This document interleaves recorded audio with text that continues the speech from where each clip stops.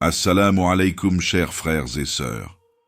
Aujourd'hui, on aborde un sujet crucial et souvent négligé, les actions qui attirent la malédiction d'Allah. Vous savez, on parle souvent de la miséricorde d'Allah, et c'est vrai, Allah est Ar-Rahman, Ar-Rahim, le tout miséricordieux. Mais il y a aussi des actions qui peuvent nous éloigner de sa miséricorde et nous exposer à sa malédiction. Et ça, c'est quelque chose qu'on ne peut pas se permettre d'ignorer. Alors, restez bien jusqu'à la fin, parce que ces 4 actions, vous les connaissez peut-être déjà, mais pas de la manière dont on va en parler aujourd'hui. La première action qui attire la malédiction d'Allah, c'est le sacrifice pour autre qu'Allah. Le sacrifice, comme la prière, est un acte d'adoration. Et tout comme on ne prie que pour Allah, on ne sacrifie que pour lui. Mais attention, ça ne se limite pas au sacrifice d'animaux. Par exemple, dans certaines cultures, quand on emménage dans une nouvelle maison, on sacrifie une bête pour apaiser les esprits ou se protéger des djinns. C'est de l'association pure et simple, et ça attire la malédiction d'Allah. Si vous avez déjà fait ça, repentez-vous immédiatement et informez ceux autour de vous pour qu'ils ne tombent pas dans le même piège. La deuxième action, c'est maudire ses parents. Vous allez me dire, mais qui ferait une chose pareille? Eh bien, ça arrive plus souvent qu'on ne le pense, et parfois même indirectement.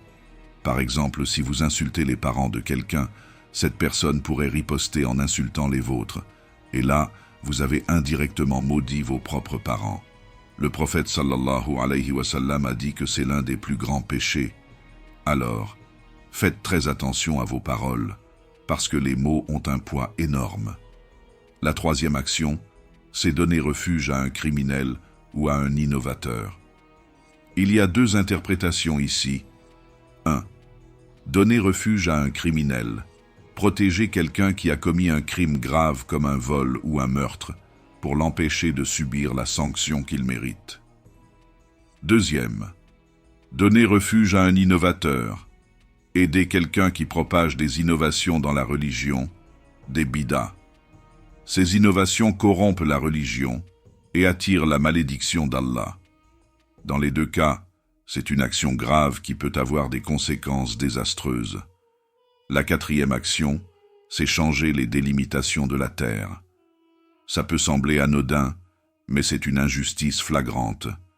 Par exemple, si un voisin décide de déplacer les limites de son terrain pour voler une partie de celui de son voisin, c'est une action qui attire la malédiction d'Allah.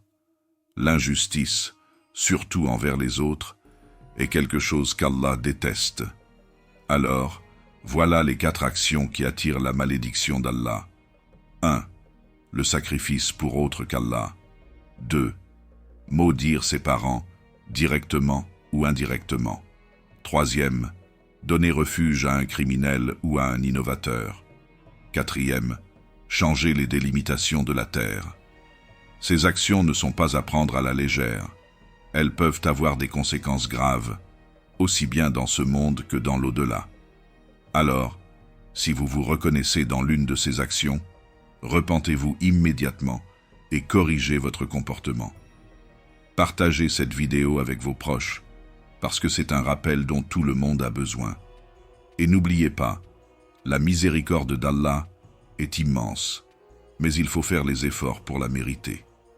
Si cette vidéo vous a plu, aimez, partagez et abonnez-vous pour plus de contenu spirituel. Et surtout, laissez un commentaire pour me dire ce que vous en pensez. Barakallahu fikum et à très vite dans une prochaine vidéo, Inch'Allah.